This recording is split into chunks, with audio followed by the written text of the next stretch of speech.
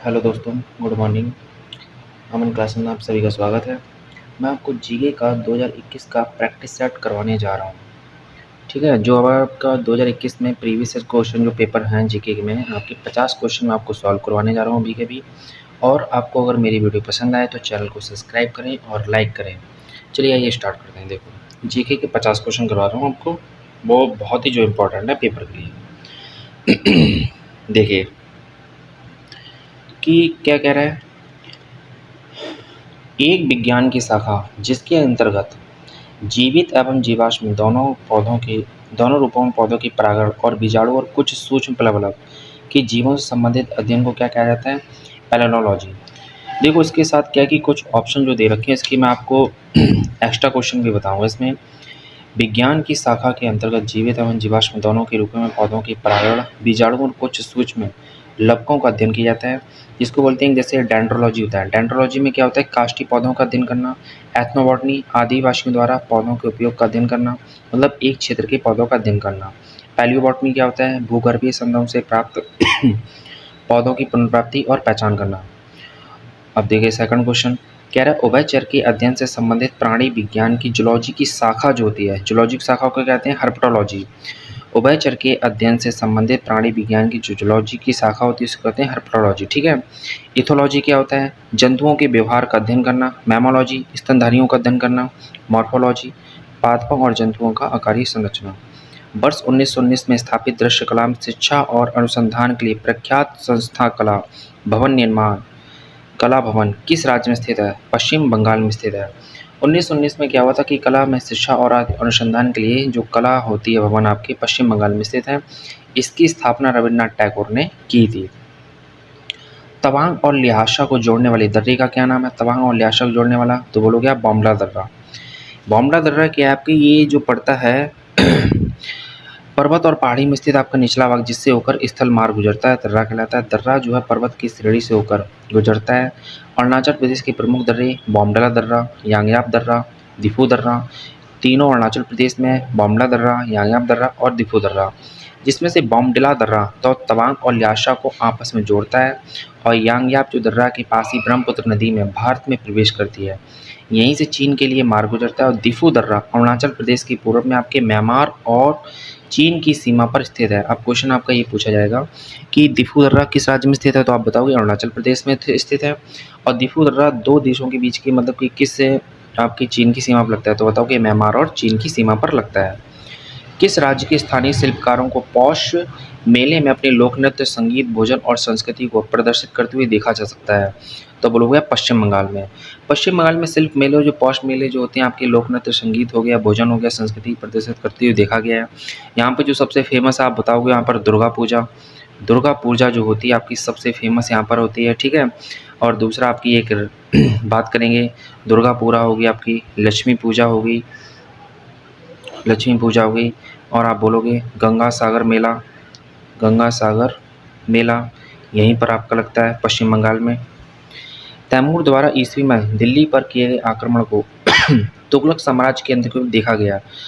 तैमूर द्वारा क्या हुआ कि दिल्ली पर जब आक्रमण किया गया था तुगलक साम्राज्य के अंत में कब देखा गया? 1398 ईस्वी में। दिल्ली सल्तनत और तुगलक वंश दोनों ही को इसको नष्ट कर दिया था। कि तुगलक वंश का जो शासक था वो था आपका मोहम्मद बिन तुगलक। तो तुगलक वंश का जो आपका शासक था वो क्या था? आपका मोहम्मद बिन तुगलक। ठीक है। अब देखिए आपका दिख रहा होगा आपको सभी। कह रहा है अलाउद्दीन खिलजी के शासनकाल में निम्नलिखित में कौन सा राज्यपाल था? तो अलाउद्दीन खिलजी के शासनकाल में जो आपका राज्यपाल था वो था आपका गयासुद्दीन तुगलक। ठीक है। अलाउद्दीन खिलजी के शासनकाल में आपकी दो चीज़ें बहुत ही इंपॉर्टेंट हुई थी। आप बोलोगे एक सेना को नगद वेतन देना और क्या हुआ स्थायी सेना को नींव रखना। घोड़ा दागना और सैनिकों का हुलिया लिखने की प्रथा जो थी आपकी अलाउद्दीन खिलजी के समय हुई थी। इसके प्रमुख और काम क्या थे? मूल नियंत्रण प्रणाली को लागू करना। ये सभी अलाउद्दीन खिलजी के शासनकाल में हुए थे। लेकिन यहाँ पर पूछा गया अलाउद्दीन खिलजी के शासनकाल में निम्नलिखित में कौन सा राज्यपाल था, मतलब गवर्नर, तो बोलोगे गयासुद्दीन तुगलक था। अब टीवी रिमोट कंट्रोल के सिद्धांत पे काम करता है। टीवी जो रिमोट होता है ये आखिर किस सिद्धांत पे काम करता है, तो बोलोगे इंफ्रारेड तरंगें होती हैं। ये टीवी रिमोट के कंट्रोल पे इसी पे काम करता है। सैयद राजवंश की स्थापना किसने की थी? सैयद राजवंश की स्थापना खिरचाक खां ने की थी, 1414 ईस्वी में की थी और ये तैमूर लंग का सेनापति था। इसने सुल्तान की उपाधि को धारण ना करके इसने क्या किया, रैयत ई आला की उपाधि धारण की और इसकी मृत्यु 20 मई 1421 को हो गई थी और सैयद वंश का अंतिम शासक सुल्तान अलाउद्दीन आलम शाह था। अब आपका क्वेश्चन ये भी बन सकता है कि सैयद वंश का अंतिम शासक कौन था, तो बताओगे अलाउद्दीन आलम शाह। विश्व में सबसे बड़ा नदी द्वीप माजुली जो आपका स्थित है, माजुली कहाँ पर है, आपका असम में स्थित है। ये ब्रह्मपुत्र की नदी पर आपका स्थित पड़ता है। निम्नलिखित में किस दर्रे को जम्मू कश्मीर और श्रीनगर के दर्रे को जोड़ने वाले को गेटवे के रूप से जाना जाता है, तो कह रहा है कि किस दर्रे को जम्मू और श्रीनगर को जोड़ने वाले गेटवे के रूप में जाना जाता है। तो गेटवे के रूप में एक ही आपका जो दर्रा है जो जाना जाता है बनिहाल दर्रा। जम्मू कश्मीर आपकी कुछ ऐसे प्रमुख दर्रे हैं, वो लोग काराकोरम दर्रा, जोजला दर्रा, पीस पंजाल हो गया, बनिहाल और बुर्जिर दर्रा। तो बनिहाल दर्रा जम्मू कश्मीर राज्य के आपके दक्षिण पश्चिम में पीर पंजाल और श्रेणियों में स्थित है। इस दर्रे से जम्मू से आपकी श्रीनगर तक जाने का मार्ग गुजरता है और जवाहर सुरंग भी इसी दर्रे में आपकी स्थित है। किसी अर्थव्यवस्था अपने सामान्य मूल स्तर पर निरंतर वृद्धि को क्या कहा जाता है, तो बोलोगे मुद्रास्फीति। किसी अर्थव्यवस्था में मुद्रास्फीति वह स्थिति है जिसमें आपकी कीमत स्तर में वृद्धि होती है और मुद्रा का मूल्य गिरता है, यानी मुद्रास्फीति वह अवस्था है जिसमें वस्तुओं की उपलब्ध मात्रा की तुलना में मुद्रा और साख की मुद्रा में अधिक वृद्धि होती है। कीन्स के अनुसार देखा जाए तो वास्तविक मुद्रास्फीति की पूर्व रोजगार बिंदु के बाद आपकी उत्पन्न होती है। ये आपकी दे रखी है किसी मुद्रा अर्थव्यवस्था जो आपकी मुद्रा स्तर में क्या होती है, निरंतर की वृद्धि मिलेगी। ठीक है, देखिए 13वां क्वेश्चन, जंग लगने के लिए 3 घटक होने आवश्यक कौन से होते हैं जंग लगती जब है, तो कह रहा है लोहा, ऑक्सीजन और आर्द्रता। जंग लगने के लिए क्या होता है कि आपके 3 घटक ऐसे आवश्यक होते हैं जो लोहा, ऑक्सीजन और आर्द्रता होती है। अब कुछ ऐसी प्रमुख रासायनिक क्रिया होती हैं जिसमें क्या होता है कि परिवर्तन मैग्नीशियम के द्वारा क्या होता है, तार का जलना होता है, मोमबत्ती का जलना होता है, दूध से दही बनना, अगरबत्ती का जलना, आटे की रोटी का बनना, ये सभी रासायनिक परिवर्तन क्रिया होती हैं। ठीक है,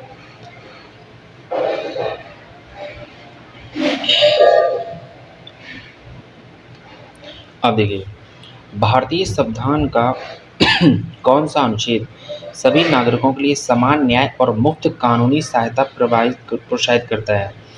ये क्वेश्चन पूछा गया, कानून नागरिकों के लिए समान न्याय और मुफ्त कानूनी सहायता प्रोत्साहित करता है। अनुच्छेद 39A। 39A में क्या होता है, समान न्याय होता है। ग्राम पंचायतों का संगठन अनुच्छेद 40 में होता है। 44 में नागरिकों के लिए समान सिविल सहायता। 48 में कृषि और पशुपालन का संगठन करना। 51 में अंतर्राष्ट्रीय शांति और सुरक्षा की अभिवृद्धि। 16वीं लोकसभा का सबसे अधिक आयु के सदस्य कौन थे, 16वीं लोकसभा के सबसे अधिक आयु के सदस्य तो लाल कृष्ण आडवाणी थे, जो 2014 से 2019 में सबसे अधिक आयु के भारतीय जनता पार्टी के वरिष्ठ नेता लाल कृष्ण आडवाणी थे, जो 86 साल के थे, 86 साल के थे। और इसमें लाल कृष्ण आडवाणी जो थे गांधीनगर सीट से सांसद चुने गए थे और ये भारत के गृह मंत्री और उप प्रधानमंत्री भी रह चुके हैं। तो आपका क्वेश्चन ये बनता है कि कह रहा है 16वीं लोकसभा का सबसे अधिक आयु के सदस्य कौन थे, तो लाल कृष्ण आडवाणी थे। 2014 से 2019 के बीच में ये 86 साल के थे और सबसे रीजन क्या है कि ये गांधीनगर सीट से सांसद रह चुके थे और भारत के गृह मंत्री और प्रधानमंत्री भी रह चुके हैं। गांधी इरविन समझौता के बारे में, गांधी इरविन समझौता कौन सी एक शर्त नहीं रखी गई है, गांधी इरविन समझौते में कह रहा है कौन सी एक शर्त नहीं रखी गई है, तो नमक टैक्स हटाना, कानूनी तौर पर उत्पादन हो गया, व्यापार और बिक्री करने की अनुमति, और कह रहा है उसके बाद भारतीय राष्ट्रीय कांग्रेस द्वारा गोलमेज सम्मेलन में भाग लेना, भारतीय राष्ट्रीय कांग्रेस को सविनय अवज्ञा आंदोलन पर रोकना। तो गांधी इरविन समझौता हुआ कब था, तो आप बता सकते हो कि 5 मार्च 1931 को गांधी इरविन समझौता हुआ था। इसमें एक चीज़ नहीं होती कि खादी उत्पादन पर टैक्स हटाना। सेब में कह रहा है निम्नलिखित में कौन सा एसिड पाया जाता है, तो सेब में कौन सा एसिड होता है, तो बोलोगे मैलिक एसिड। ठीक है, तो बोलोगे सेब में कौन सा एसिड होता है, मौलिक एसिड होता है। सेब में मौलिक एसिड हो गया, इमली और अंगूर में टार्ट्रिक एसिड हो गया, संतरा नींबू में सिट्रिक एसिड हो गया, सिरका अचार में एसिटिक एसिड हो गया, टमाटर में ऑक्जेलिक एसिड हो गया, दूध और दही में लैक्टिक एसिड, चींटी और बिच्छू का जो डंक होता है मैथोनिक और फार्मिक एसिड, सोडा वाटर और अन्य पदार्थ में क्या होता है कार्बनिक एसिड। यूनाइटेड किंगडम के बाहर सबसे पुराना गोल्फ कोर्स कौन सा है, सबसे पुराना यूनाइटेड किंगडम के बाहर सबसे पुराना गोल्फ कोर्स जो है रॉयल कलकत्ता गोल्फ क्लब, ये कोलकाता में स्थित है। और विश्व का सबसे पुराना गोल्फ कोर्स जो आपका है सेंट एंड्रूज गोल्फ कोर्स है, जो आपकी स्कॉटलैंड यूके में स्थित है।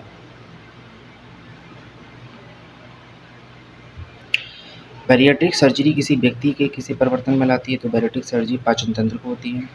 बैरिएट्रिक सर्जरी किसी व्यक्ति में मोटापे की समस्या को दूर करने के लिए जाती है। इस सर्जरी के माध्यम से पाचन तंत्र में परिवर्तन करके पेट और आंतों में भोजन के अवशोषण को कम किया। देखिए नेक्स्ट क्वेश्चन, न्यूनतम समर्थन मूल्य मिनिमम सपोर्ट प्राइस किसके द्वारा अनुशंसित होता है? कृषि लागत और मूल आयोग के द्वारा।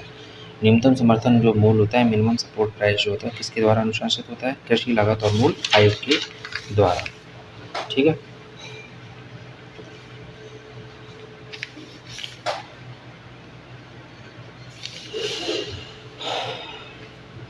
अब कह रहा है किसकी कमी से रिकेटस रोग होता है? किसकी कमी से रिकेटस होता है? विटामिन डी की कमी से रिकेटस रोग होता है।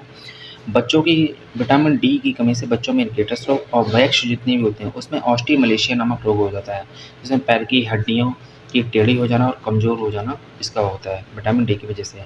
विटामिन डी का रासायनिक नाम क्या होता है? कैल्सिफेरॉल। और इसकी स्रोत कौन से थे? मछलीकृत तेल हो गया, दूध हो गया और अंडा हो गया। प्रकाश संश्लेषण के दौरान हरे पौधे सूर्य के प्रकाश से ऊर्जा का उपयोग कार्बन डाइऑक्साइड और पानी से किसको संश्लेषित करने के लिए प्रेरित करते हैं? तो उसको बोलते हैं ग्लूकोज। क्लोरोफिल तथा सूर्य के प्रकाश की उपस्थिति में पौधे ऊर्जा का उपयोग कार्बन डाइऑक्साइड और पानी से ग्लूकोज को संश्लेषित करने के लिए करते हैं। प्रकाश संश्लेषण 6CO2 + 12H2O, तो प्रकाश क्लोरोफिल हो गया तो C6H12O6 6H2O और 6CO2O2। दिल्ली उच्च न्यायालय की पहली महिला न्यायाधीश कौन थी? तो लीला शेठ थी दिल्ली उच्च न्यायालय की पहली महिला न्यायाधीश। और सुप्रीम कोर्ट की पहली महिला न्यायाधीश वो थी आपकी फातिमा बीबी। न्यायाधीश वो थी फातिमा बीबी। तो दिल्ली हाई कोर्ट की पहली महिला न्यायाधीश कौन थी? शीला शेठ। और सुप्रीम कोर्ट की कौन थी आपकी? फातिमा बीबी। भारत में सबसे ऊंचाई पर स्थित रेलवे स्टेशन किस राज्य में स्थित है? तो पश्चिम बंगाल में स्थित है। और ये पश्चिम बंगाल में आपके बंगाल के दार्जिलिंग स्थित यानी कि घूम स्टेशन पर, जिसकी ऊंचाई 2258 मीटर है। भारत के संविधान के किस अनुच्छेद में चुनाव आयोग का संसद को राज्य और विधानसभा के चुनाव के पर्यवेक्षण की शक्ति देता है? तो अनुच्छेद 324 में। भाग 15 में 324 से लेकर 329 में निर्वाचन आयोग के बारे में बताया गया। और निर्वाचन आयोग की स्थापना 24 जनवरी 1950 को की गई थी। निर्वाचन आयोग के वर्तमान में इसके यानी कि आपके अध्यक्ष कौन है? तो बोलोगे राजीव कुमार इसके अध्यक्ष हैं। दुनिया में सबसे बड़ा नदी द्वीप कौन सा है? तो बोलोगे माजुली जो द्वीप है दुनिया का सबसे बड़ा नदी द्वीप है। और माजुली द्वीप दुनिया का सबसे बड़ा नदी द्वीप के साथ साथ यहाँ पर मिशिंग, सोनोवाल, कछारी और देवरी जनजातियाँ भी रहती हैं माजुली द्वीप पर। विश्व का सबसे बड़ा नदी द्वीप कौन सा है? मजारो द्वीप जो अमेजन नदी ब्राज़ील में स्थित है। राष्ट्रीय सूक्ष्म लघु और मध्यम उद्यम बोर्ड के एक साल में कितने महीनों में एक बार बैठक करता है? तो बोलोगे कितना? 3 बार। अब राष्ट्रीय सूक्ष्म लघु और मध्यम बोर्ड अधिनियम 2006 के अंतर्गत इसका गठन 15 जनवरी 2017 किया गया था। इस बोर्ड की बैठक प्रत्येक 3 महीने के बाद होती है। बरकला, चोवारा, चवाकड़ और नतीका किस राज्य के समुद्र तट हैं? तो बोलोगे केरल के ये सारे तट हैं, बरकला, चोवारा, चवाकड़ और नतीका। उसके बाद क्या हिंदुस्तानी शास्त्रीय संगीत कंठ आपकी संगीत स्वरूप वोकल फॉर्म में आती है? तो बोलोगे जो हिंदुस्तानी शास्त्रीय संगीत का कंठ स्वरूप वोकल फॉर्म में कौन सी नहीं है आपकी? बताओगे पखावज इसमें नहीं आती है। उसके बाद हिंदुस्तानी शास्त्रीय संगीत में गायन की कई सारी शैलियाँ प्रचलित होती हैं, जिसमें ध्रुपद हो गया, गमार, तराना, ख्याल, टप्पा, होरी, चतुरंग, रससागर, सरगम, ठुमरी। ध्रुपद को हिंदुस्तानी शास्त्रीय संगीत का सबसे पुराना गायन शैली माना गया, जिसके निर्माता स्वामी हरदास को माना जाता था। जबकि पखावज क्या है? पखावज आपका संगीत वाद्य यंत्र है और उत्तर भारतीय हिंदुस्तानी शैली का एक ढोलक है।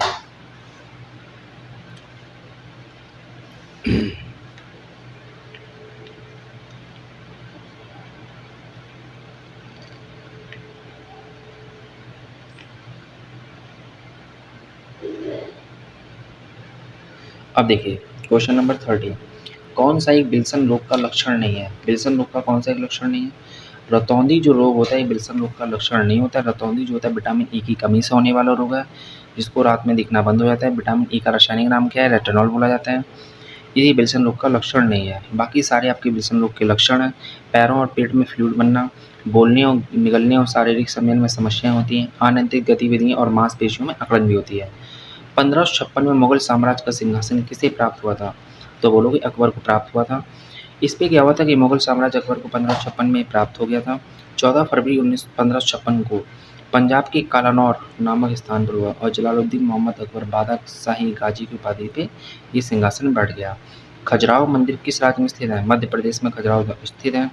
और खजुराहो मंदिर मध्य प्रदेश के छतरपुर जिले में स्थित है। खजुराहो मंदिर को यूनेस्को द्वारा विश्व विरासत स्थल का दर्जा दिया गया है। खजुराहो के प्रसिद्ध कंदरिया महादेव का मंदिर चंदेल वंशीय शासक गंगदेव ने कराया था। यूनाइटेड किंगडम में संसद के 7 सदस्यों का एक समूह था जिसे ब्रिटिश भारत के लिए संवैधानिक सुधारों का सुझाव देने के लिए गठित किया गया था। तो यूनाइटेड किंगडम की जो सदस्य के संसद के 7 सदस्यों का समूह था जिसे ब्रिटिश भारत के लिए संवैधानिक सुधारों का सुझाव देने के लिए क्या गठित किया गया था? तो आप बोलोगे साइमन आयोग। साइमन आयोग की स्थापना कब हुई थी? इसका गठन 1927 में हुआ था। भारत में कब आया था ये? 1928 में। साइमन कमीशन को ही श्वेत कमीशन के नाम से जाना जाता है क्योंकि इसमें एक भी भारतीय शामिल नहीं था। अगर बात करें फ्रेजर आयोग तो फ्रेजर आयोग का 1902 में पुलिस की कार्य पद्धति पर विचार करना। हंटर आयोग 1882 में शिक्षा का विकास करना। सर्जेंट आयोग 1944 में शिक्षा का विकास करना। भारत में बैंकिंग विनियमन अधिनियम आपको कब पारित किया गया था? तो 1949 में। भारत में बैंकिंग विनियमन अधिनियम जो 1949 में पारित किया गया था वर्ष 1956 में जम्मू कश्मीर में लागू होने के साथ ही पूरे देश में प्रभावी हो गया। दिल्ली के सिंहासन पर बैठने वाली पहली एकमात्र मुस्लिम महिला कौन थी? रजिया सुल्तान, मतलब रजिया बेगम। ये दिल्ली में बैठने वाली एकमात्र मुस्लिम महिला थी जिसे सिंहासन बैठी थी। ये 1236 से लेकर 1240 ईस्वी में बैठी, जिसने पर्दा प्रथा को त्याग कर पुरुषों की तरह चोगा और कावा आपकी कुल्हा टोपी धारण की। और रजिया ने मलिक जलालुद्दीन याकूत को आमिर याकूर घोड़े का सरदार नियुक्त किया गया। सिखों के 10 गुरुओं में से 5वें गुरु का नाम क्या था? गुरु अर्जुन देव। तो सिखों के 10 जो गुरु हैं मैं आपको बताता हूँ। गुरु नानक जिसने सिख धर्म की स्थापना की, पहले नंबर के। गुरु अंगद दूसरे नंबर के। गुरु अमरदास तीसरे। गुरु रामदास चौथे और गुरु अर्जुन देव 5वें नंबर के। गुरु हरगोविंद 6वें नंबर के। गुरु हरराय 7वें नंबर के। गुरु हरकृष्ण 8वें नंबर के। गुरु तेग बहादुर 9वें नंबर के और गुरु गोविंद सिंह 10वें नंबर के, मतलब अंतिम गुरु।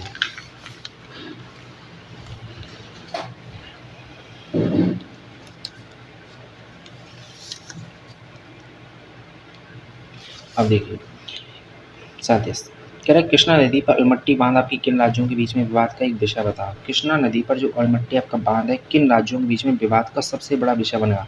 तो बोलो कर्नाटक और आंध्र प्रदेश में। इसे क्या हुआ था कि कर्नाटक नदी पर निर्मित अलमट्टी बांध जिसे लाल बहादुर शास्त्री के नाम से भी जाना जाता है, भारत के 3 राज्यों में कर्नाटक, आंध्र प्रदेश, महाराष्ट्र के बीच कृष्णा नदी के जल बंटवारे के बीच विवाद का विषय था। और कृष्णा नदी जल विवाद पर दिसंबर 2010 में कृष्णा नदी जल विवाद प्राधिकरण ने अपना फैसला दिया और अलमट्टी बांध की ऊंचाई 519 मीटर से बढ़ाकर 524 मीटर करने का फैसला सुनाया गया। देखिए 38 कुतुब मीनार का नाम सूफी संत के नाम पर रखा गया था। सूफी संत के नाम पे तो बोलोगे ख्वाजा कुतुबुद्दीन बख्तियार काकी। कुतुब मीनार की जो नींव रखी थी कुतुबुद्दीन ऐबक ने रखी थी। कुतुबुद्दीन ये बख्तियार काकी शेख मोहिउद्दीन चिश्ती के सिख थे। कुतुबुद्दीन ऐबक और इल्तुतमिश के समकालीन रहे। कुतुबुद्दीन ऐबक और इल्तुतमिश दोनों ही कुतुबुद्दीन बख्तियार काकी के शिष्य थे। कुतुबुद्दीन ऐबक ने कुतुबुद्दीन बख्तियार काकी की स्मृति में, मतलब उनकी याद में, दिल्ली के महरौली नगर में कुतुब मीनार का निर्माण कराया और बाद में कुतुबुद्दीन ऐबक की मृत्यु के बाद इल्तुतमिश ने इसका निर्माण कार्य पूरा किया। हुमायूं ने अपनी सत्ता को पुनः स्थापित करने के लिए किस सूरी राजा को हराया? तो बोलोगे सिकंदर सूरी को। बाबर के 4 पुत्रों में हुमायूं, हिंदल, कामरान और अस्करी सबसे बड़ा पुत्र था। हुमायूं द्वारा लड़े गए 4 युद्ध थे। देवरा युद्ध 1531 में, देरिया युद्ध 1532 में, चुनार का युद्ध 1532 में और चौसा का युद्ध 1539 में। बिलग्राम का युद्ध या कन्नौज का युद्ध बोलोगे 1540 में। जब बिलग्राम के युद्ध में शेरशाह सूरी हाथों से हार गया तो हुमायूं को भारत छोड़ने पर विवश हो गया था। लेकिन वापस क्या हुआ, भारत छोड़कर सिंध प्रांत चला गया। ठीक है, कौन? शेरशाह सूरी। लेकिन सरहिंद के युद्ध में 1555 में अफगान सेना का आपका नेतृत्व सिकंदर सूरी और मुगल सेना का नेतृत्व बैरम खान ने किया था। इस युद्ध में अफगान सिकंदर सूरी हार गए और पुनः क्या हुआ, हुमायूं ने दिल्ली पर अपनी सत्ता प्राप्त कर ली थी। पूर्वोत्तर भारत में स्थानांतरण कृषि को किस रूप में जाना जाता है? तो बोलो को झूम की कृषि के नाम से जाना जाता है। दक्षिण पूर्वी राजस्थान कौन सी स्थानांतरित कृषि है? बालतेरे। पश्चिमी घाट में कौन सी? कुमारी। मध्य प्रदेश छत्तीसगढ़ में डहिया। उड़ीसा में कौन सी आपकी? पोडो। और उत्तर पूर्वी भारत में झूम। तीसरी शताब्दी ईसा पूर्व और 12वीं शताब्दी ईसा पूर्व के बीच की अवधि से संबंधित वह स्थान जो बौद्ध कला और वास्तुकला के उत्कृष्ट नमूने के लिए प्रसिद्ध है, तो बोलोगे सांची का। तीसरी शताब्दी ईसा पूर्व आपकी 12वीं शताब्दी ईसा पूर्व के बीच में अवधि के संबंधित वह स्थान जिसको सांची के नाम से जाना जाता है, बौद्ध कला और वास्तुकला के उत्कृष्ट नमूने के लिए प्रसिद्ध है और सांची मध्य प्रदेश राज्य के रायसेन जिले के बेतवा नदी के तट पर स्थित एक छोटा सा गांव है। 10वीं अनुसूची के तहत लोकसभा के किसी सदस्य की अयोग्यता संबंधित मुद्दे पर निर्णय कौन लेता है, तो बोलोगे अध्यक्ष लेता है। 1912 में परमाणु बैटरी का आविष्कार किसने किया था? 1912 में परमाणु बैटरी का आविष्कार हेनरी मोजले ने किया था।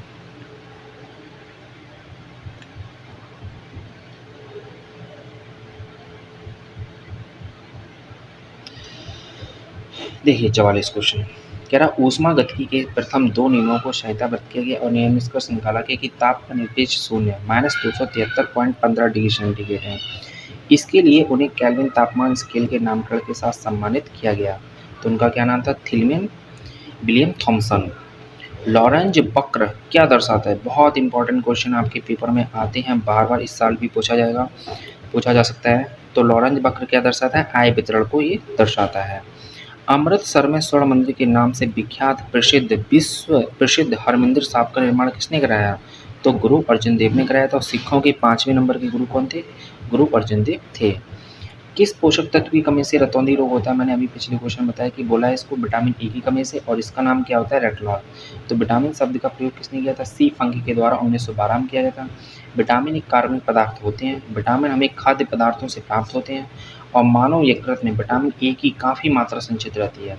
विटामिन ए का रासायनिक नाम क्या होता है? रेटिनॉल होता है। और शरीर की इसकी कमी से रतौंधी नामक रोग हो जाता है। इसका प्रमुख स्रोत कौन सा होता है? दूध, मक्खन, अंडा, मछली और तेल, मछली का तेल और गाजर।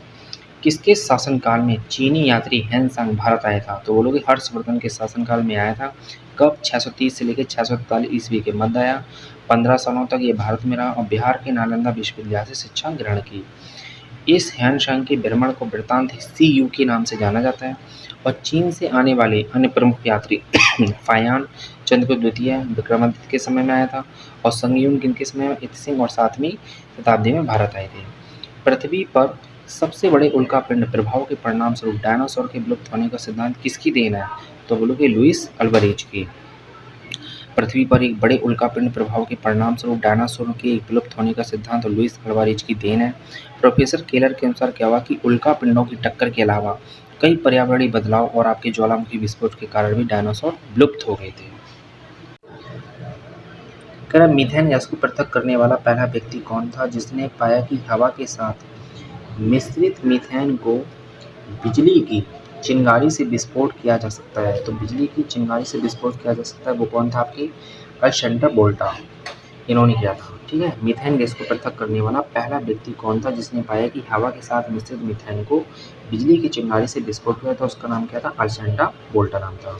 मीथेन गैस को पृथक करने वाला पहला व्यक्ति अल्सेंडर वोल्टा था जिसने पाया कि हवा के साथ मिश्रित मीथेन को बिजली की चिंगारी से विस्फोट किया जा सकता है। और मीथेन जो था एल्केन श्रेणी का प्रथम सदस्य है जिसमें कार्बनिक गैस होती है, कार्बनिक गैस है और एक मार्स गैस किसे कहते हैं? एल्यूमिनियम कार्बाइड का क्या हुआ कि जल की प्रतिक्रिया के व्यापारिक स्तर पर क्या हुआ? मीथेन को प्राप्त किया जाता है। इसका उपयोग गैसीय ईंधन के रूप में कार्बन युक्त के निर्माण में किया जाता है।